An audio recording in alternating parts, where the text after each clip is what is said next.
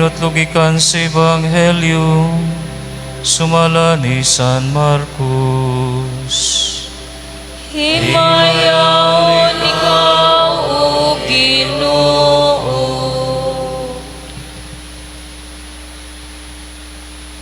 Dito'y usa ka magtutudlo sa balaod nga nakabati sa panaglalis nila. Nakita niya ang maayong pagkatubag ni Jesus sa mga Saduceo. Busa miduol siya kaniya ug nangutana, unsa mang sugua ang labing hinungdanon sa tanan? Itubag si Jesus, mao kini ang labing hinungdanong sugo. Pamati Israel, ang Ginoo nga atong Dios mao ra gayud ang Ginoo. Kinahanglan mahalon mo ang Ginoo nga imong Dios sa tibok mong kasing-kasing, ug sa tibok mong kalag, ug sa tibok mong salabutan, ug sa tibok mong kusog. Ang sunod mao kini, higugmaa imong sigkatawo sama sa imong pagkaugalingon. Wala na'y sugo nga labi pang hinungdanon kay niining duha. Ang magtutudlo sa balaod mayon kang Hesus, husto ka na magtutudlo. Tinuod ang imong gisulti nga ang Ginoo lamang mo'y Dios, wala na'y laing Dios gawas kaniya. Busang tao kinahanglan magmahal sa Dios sa tibok niyang kasing-kasing, sa tibok niyang salabutan, ug sa tibok niyang kusog. O kinahanglang higmao niya ang isikataw ingon sa iyang kaugalingon. Mas maayong pagtuman ning duha ka sugo kaysa pagdala og mga mananap nga sunugon ni babaw sa laran o paghatag og ubang mga halad ngadto sa Dios. Nakalinggat si Jesus nga malamon kayo ang iyang tubag, busa siya mingon kaniya, dili ka halayo sa gingharian sa Dios. O wala na gawin ang ahas pagpangutana kaniya.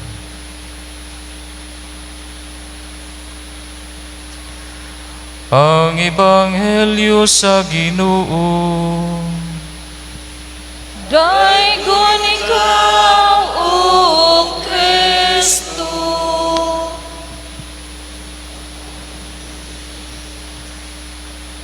Mayong buntag pag-usab kayong tanan may gisuon. Good morning. Wa mo do ka arong morning nga may gisuon. Maglami ra baro ito grong panahon na nagkuha no, nag-uwan-uwan. I-greet ninyo ang tapad o good morning may gisuon. O niya, happy Sunday. Happy Sunday na tong tanan. Happy Sunday. Atong pakpakan may gisuon ang atong Ginoo. Kay bawo ko nagduka-duka aron kay pista gahapon sa Matabang. Daghay na mista ni, apil na ko ani duka-duka pentawon may gisuon.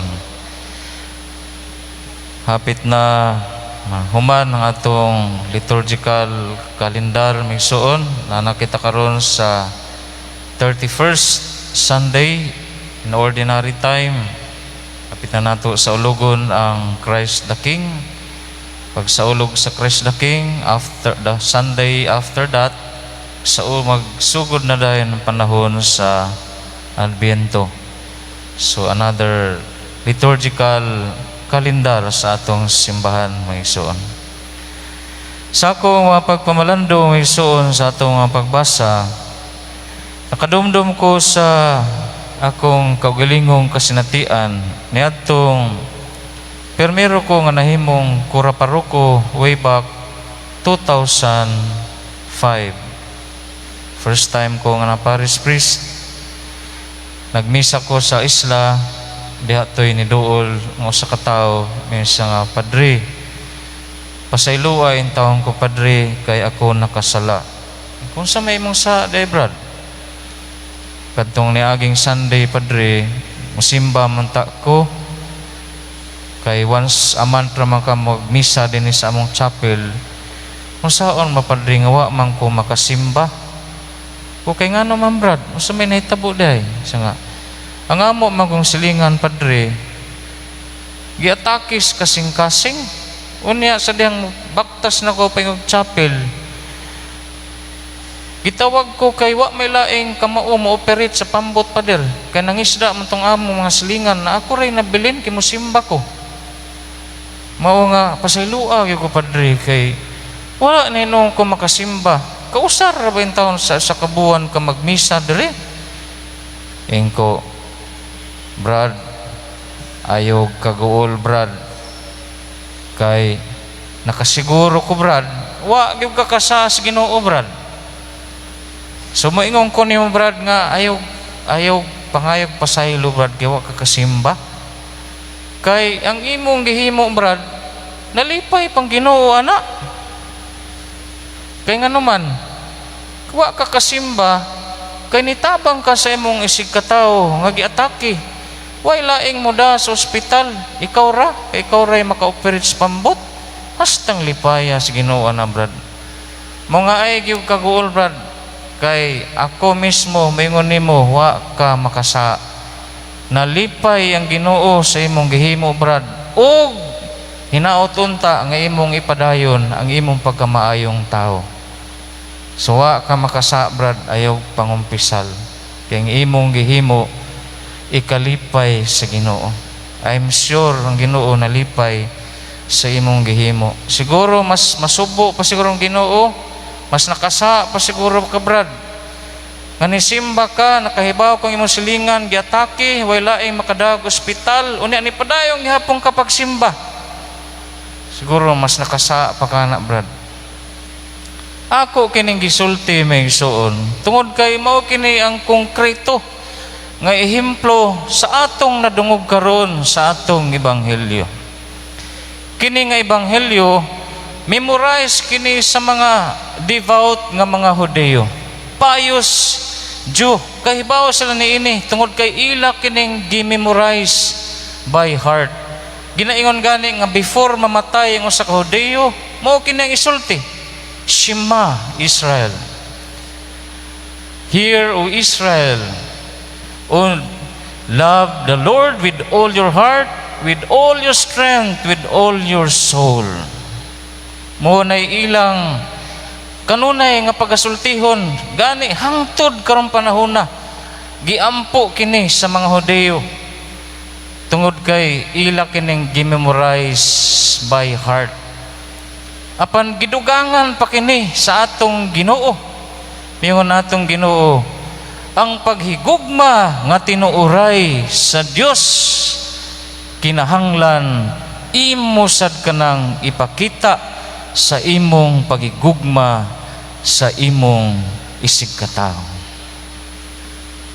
Kay kung ang atong paghigugma sa Dios dili mamunga sa atong pahigugma sa atong isig katawo, kuwang kana nga pagtuo mangigsuon.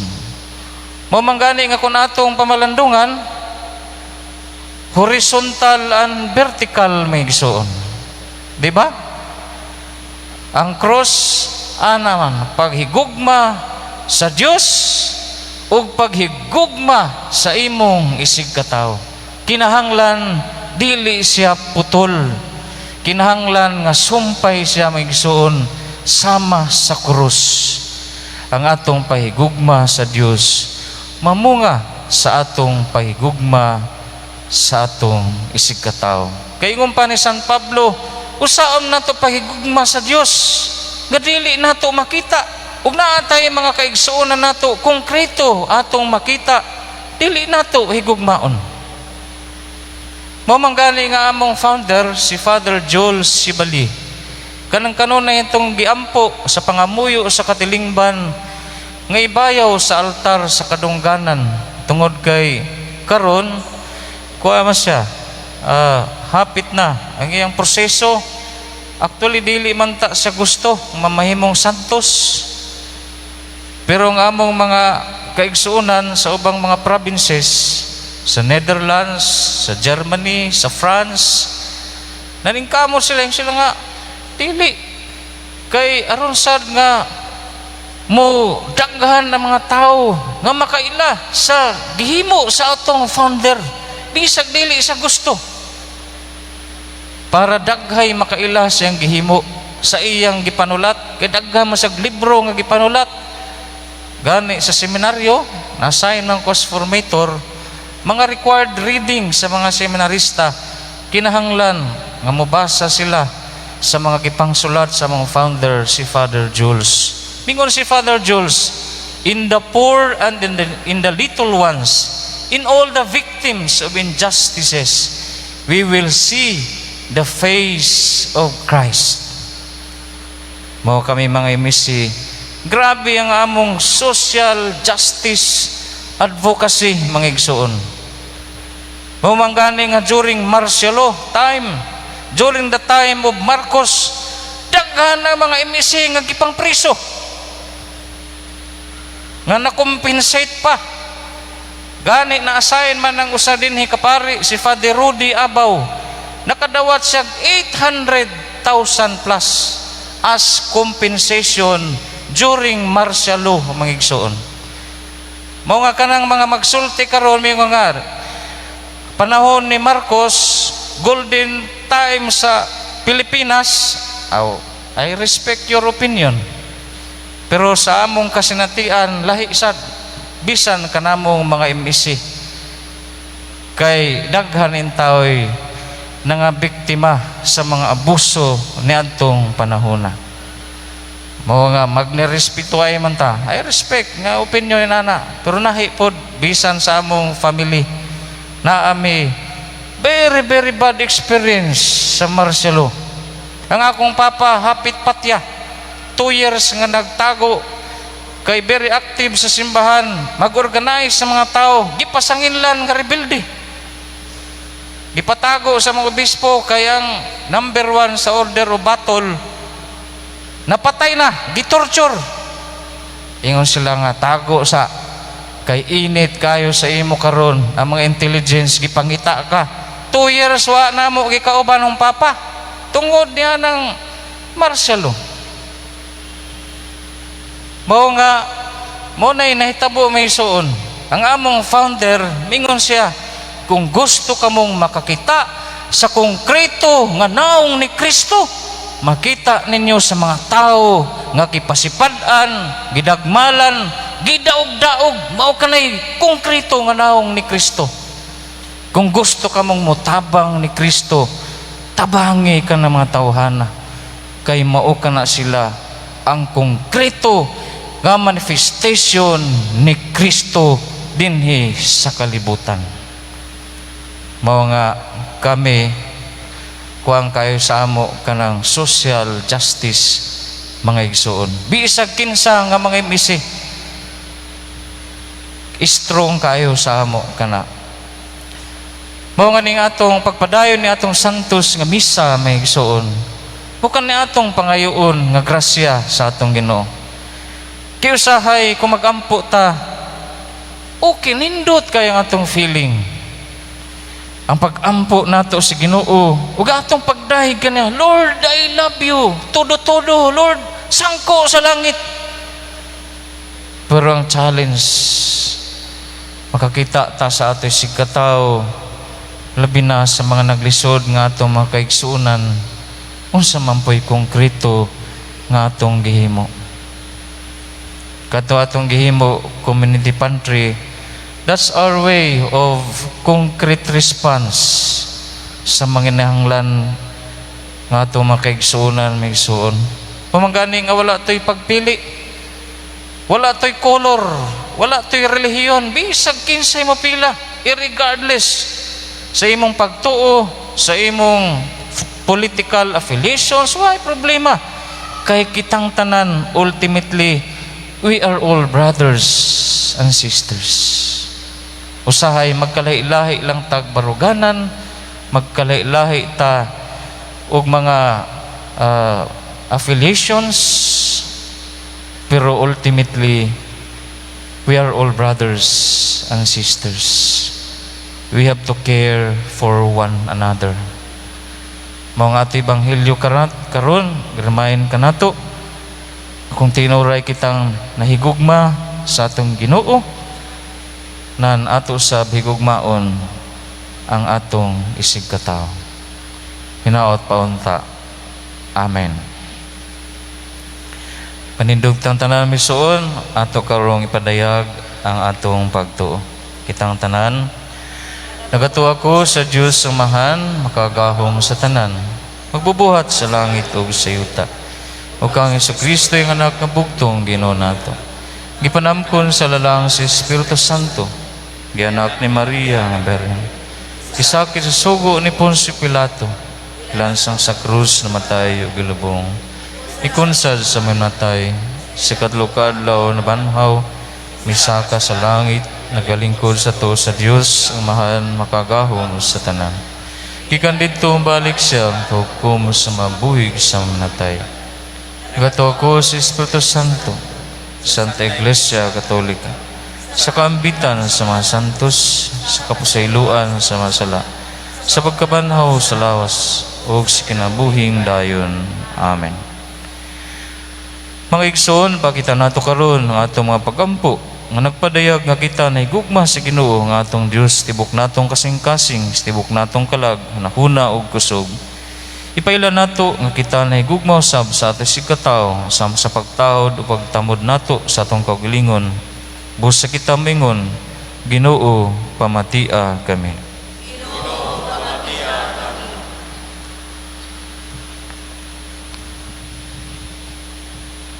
Nga ang santos nga simbahan, mutubo sa gugma o panaghiusa, magampo kita sa Ginoo. Ginoo, pamatia kami. Nga ang pagsunod sa balaod sa Dios, mugiya sa mga nagdumala kanato, magampo kita sa Ginoo. Ginoo, pamatiyak kami. Nga ang mga masakiton nga nataktan ni ining COVID-19, makabaton na og hingpit nga kaayuhan, magampo kita sa Ginoo. Ginoo, pamatiyak kami. Nga ang mga nagalagad sa mga masakiton ug ubang hutong sa katilingban, makabaton kanunay og grasya sa paglahutay ug nga mapanalipdan sila, magampo kita sa Ginoo. Ginoo, pamatiyak kami. Nga sa atong pagsaulog sa 500 years of Christianity, magmalampuson unta ang tanan nga kalihukan, ilabi na sa mga parokya o sa atong mapalawman ang atong pagtuo o paglaom isip mga binunyagan, magampo kita sa Ginoo. Ginoo, pamatiyak kami. Nga ang sulugoon sa Dios, Supilo kamumot obispo ug Diyos Ribali pari, nga mabayaw na sa kadungganan sa altar, magampo kita sa Ginoo. Ginoo, pamatiyak kami. Nga kining santos nga sakripisyo, maghinlo o maghimpit sa mga nangamatay, magampo kita sa Ginoo. Ginoo, pamatiyak kami. Kudya sa kahilom, sa tagsa-tagsa kamakasing-kasing, ato si padangas na itong amahan, atong tagsa-tagsa ka mga pangamuyo.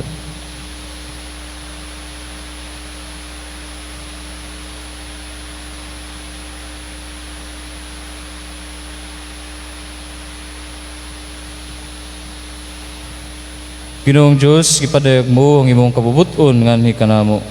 Itudluan mo sab kami sa imong mga kasuguan, sa among pagdalani ni mga pagampo nganha kanimo. Nangaliw po kami uban sa among pari nga tunhay, ang imong pinalanggang anak nga nagapuyog nagahari hangtod sa kahangturan. Amen.